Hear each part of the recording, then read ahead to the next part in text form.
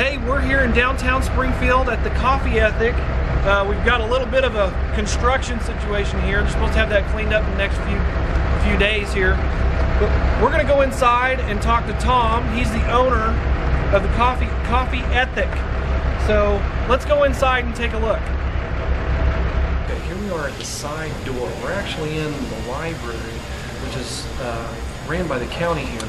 They have a door that goes in to the side of the Coffee Ethic, since we can't go in the front door because of the construction. So we'll come on inside.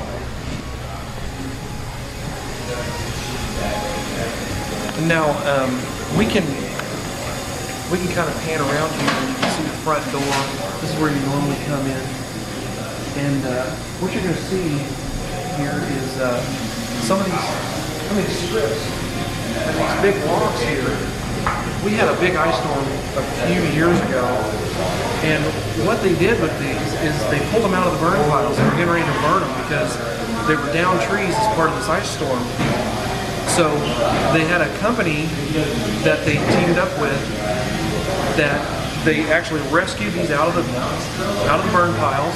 They took them to Amish builders or millers that actually milled these down and made them like you see them now, and use no electricity. So this stuff that you see here, for all you green folks, this is about as low an impact on the environment as you can have.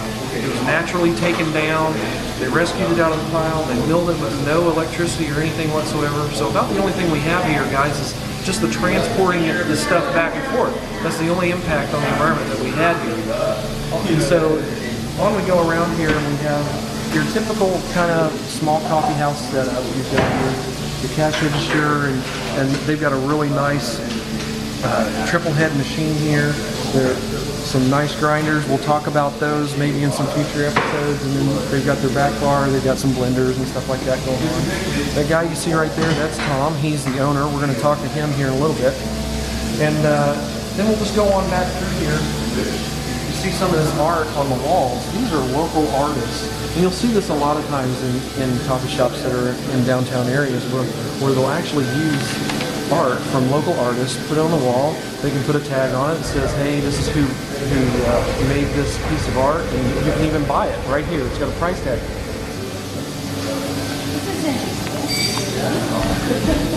It's really cool to come into environments like this where you really have the feel of the real coffee house environment, where you've got, you know, the rustic look, you've got people and they're reading or they're on the computers or they're doing stuff here. And it's a social environment. Yeah, when we're looking for a coffee house, that's one of the elements that we like to have. Somewhere where we feel welcome, somewhere where we feel like we're comfortable when you come in and have a good time. So, they've even got some seating back here in the back. If you like it a little quieter, you can come back here. They've got another door that goes out here. I didn't even know that was there. But the downtown Springfield, Missouri area is really kind of a reviving area. It's something that I grew up in this area, and when I was younger, this whole downtown area was really just a ghost town. It was all run-down buildings. Nobody used it for anything. So it's really nice to see that local businesses are coming in and they're using these buildings that are already here to do stuff. It's really awesome. So what we'll do is we'll go talk, and I'm going to get a drink, tell you a little bit about it, and then we'll talk to Tom. Okay, we've got Tom here from the Coffee Ethic in Springfield, Missouri, on the square. And Tom, I just had an espresso here, and kudos, by the way. It's really sweet. It's not like I've had a lot of espresso that's kind of got the bite on the back end of it, you know, and still kind of bitter. And a lot of people think that espresso is bitter and overpowering and just like, you know, motor oil and that kind of stuff. You hear that all the time.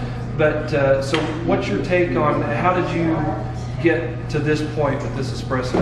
Well, I can't really take much credit for that because our roasters, these coffee roasters, it's their La Vida espresso blend, which they're really proud of and fairly fanatical about. Okay. I learned pretty much everything I know from them as far as making it. It's proprietary as far as the beans involved and everything, but they won a lot of barista competitions with this particular blend, and they've done some really nice things with it, and we've done try to do the best job we can presenting it to our customers as well.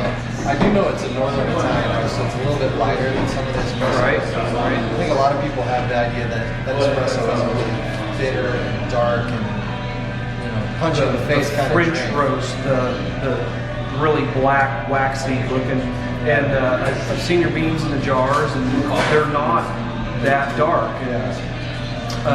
You don't see that very often. A lot of times people do. They think that, hey, it's got to be black and it's got to be, but it doesn't. And this attests to it. And I think that says something too, that you pick something that's working already. And I know I had a coffee shop, and when we were doing things, I roasted my own. But the blend I picked, I actually researched that out of barista competitions and tasting competitions that disclosed what their blends were. And I took one of those winning ones, a few of them, and tested them out for myself, and that's how we came up with it. So I think that's a good idea for folks that are out there that are looking for something. Look for something that other people like. Sure. And really, if you're shooting for somebody that's something that's going to be acceptable to a lot of people, if you see an espresso that has been categorized as a dessert espresso, we've heard about that a lot. Basically, all that means, guys, is that it's sweeter. It's not going to be bitter and stuff. So, but I did notice too. I mean, you're doing a great job of displaying this and taking your time with it. A lot of people think that you just got to wang bang it and really throw it together, and it's speed. And I don't know. I think speed comes later. Quality comes first. I mean, is that pretty much what you're doing here? Yeah, I mean, if you train the fundamentals, just like anything, you get those down, and you do get a little bit quicker with it. But if you're doing the steps incorrectly, then you're always going to get less than what the espresso has to offer in the cup. And what we want is a smile on the face when people walk away. Right. We want them to say, "Wow, I never knew espresso could be like this," or if they're connoisseurs, as you say. That they rate us pretty high on what we offer those. So we work really hard with our staff and all of us on making sure that we're consistent in the way we do it, and that we're constantly tweaking it, constantly watching each other, and making sure each other are doing it right and doing it well. So it's nice that you said that you're watching each other, and you watch the grind. I'm sure. I mean, anybody that's in the espresso knows that the amount of time that is in the machine and the pressures against it and the hot water's flowing through it is very important to how this cup comes out. And you can have the perfect roast and absolutely ruin it in the machine. Absolutely. You can burn it in the machine, you can blow it out in the machine. And so you're teaching your folks, is what you're saying, is that we watch all those little details along the way. Yeah. And it is, people say it's an art. The pouring part, okay, art.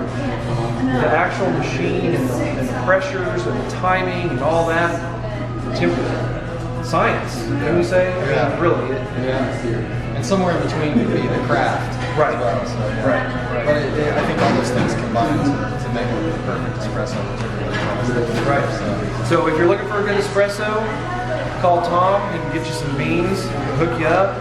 Or if you're local here, stop by the Coffee Ethic and take a shot at one of these espressos. Even if you haven't tried espresso before, give it a shot.